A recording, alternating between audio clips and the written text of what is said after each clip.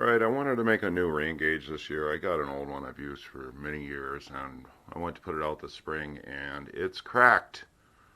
And this thing's about that big and like that wide, and it was really chintzy, and it was actually the best one I think I could find when I went and bought it years ago. But I wanted something better, so I devised this one, and I got this really thick, heavy gauge. This is like 8 gauge plastic beaker type container.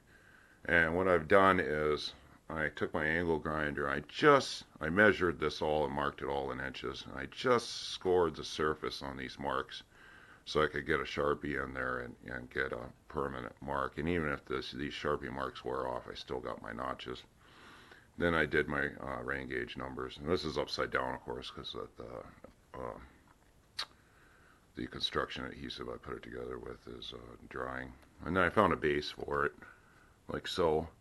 And then I got a spike from an old solar yard light, so I can insert this in the ground because obviously the issue would be with this not falling over from the wind. So I can just go plant this in the yard wherever I want it. And when it dries, I'll try it all out. All you really need for a rain gauge, I've seen many different types, is something to accurately measure inches of rain. You know, for whatever volume you have. It's going to be the same pretty much, no matter how wide of a mouth this is.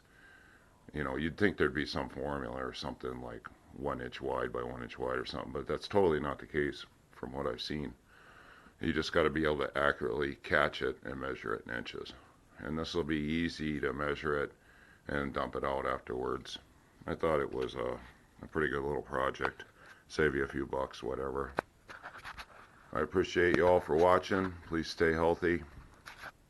See you soon.